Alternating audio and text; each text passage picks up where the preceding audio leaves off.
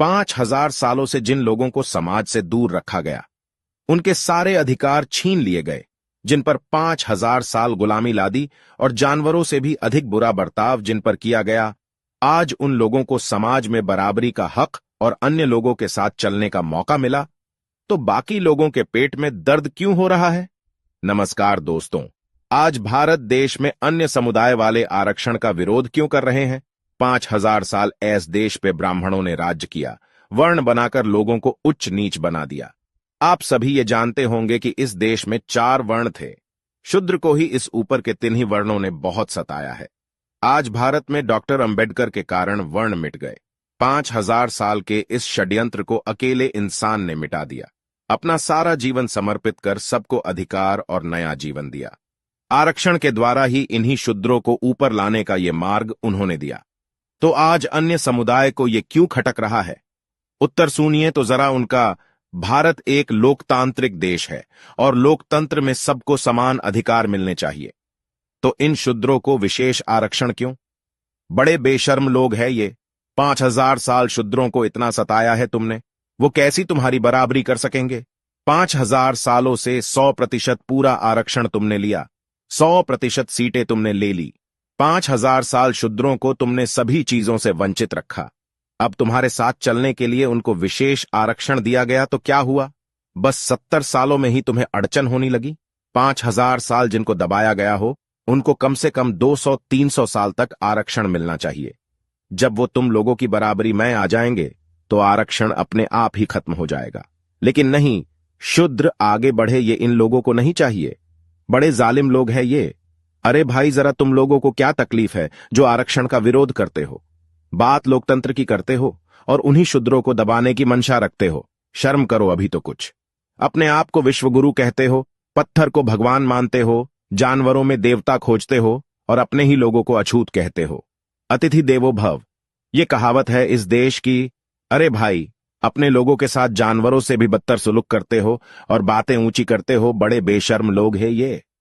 ब्राह्मणों ने बहुत चालबाजी से इस देश का विनाश किया गया और यही मूर्ख लोग खुद को देशभक्त कहते हैं। ये बड़ी हैरानी की बात मालूम होती है। आज इस देश का प्रत्येक इंसान डॉक्टर अंबेडकर के कारण आबाद है, खासकर निचला वर्ग।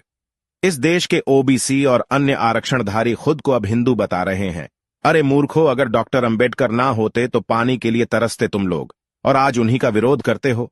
इस देश का संविधान इस देश की किस्मत है, और आज कुछ लोगों को ये इसलिए नहीं चाहिए क्योंकि शूद्र उनकी बराबरी कर रहे हैं। ये बात इनको पच नहीं रही है। यही कारण है और कोई कारण नहीं है। सबसे बड़ा कारण है कि संविधान डॉक्टर अंबेडकर ने लिखा है, इसलिए संविधान नहीं चाहिए इन लोगों को। यही सच्चाई है इस देश की, और आज ये लोग हिंदू राष्ट्र की बात कर रहे हैं। अरे मूर्खों, बुद्ध को मिटाने के बाद ये देश हिंदू राष्ट्र ही था। क्या हुआ? जो आया उनके तुम गुलाम हुए। सब देश लूट लिया गया और तुम गुलाम हुए। क्या कारण था? यही धर्म तुम्हारा। पगले ही देश मदहारे हालत में था, अब कुछ आगे बढ़ा है तो प्रगति कर लो। फिर तुम लोग उसी दिशा में जा रहे हो। आरक्षण का विरोध मत करो, उन्हें भी आगे लाओ और साथ मिलकर देश को आगे लेके जाओ। किसी को धर्म का ठेका लेने की जरूरत नहीं है। किसी को कोई जरूरत नहीं हिंदू होने या मुसलमान होने की, इंसान होना पर्याप्त है। अतीत में इस देश ने सिर्फ गलतियां की है। बजाय उनसे कुछ सीख लेने के, ये देश गलतियां करता ही गया और लूट गया। वर्ण बनाकर ये देश बर्बाद हो गया। दूसरा कोई कारण नहीं, क्योंकि इस देश की 60% संख्या शूद्रों की थी, कुछ प्रतिशत वैश्य, ब्राह्मण और कुछ क्षत्रिय। इस देश में जब भी आक्रमण हुए तभी बाकी वर्णों को कुछ लेना देना नहीं था। अकेला क्षत्रिय क्या करता? यही कारण है ये देश गुलाम होता रहा। 60% संख्या होते हुए भी शूद्र को क्या लेना देना था? वो ठहरा गुलाम। ऊपर के 3 ही वर्णों का गुलाम शूद्र था। अब गुलाम तो गुलाम होता है।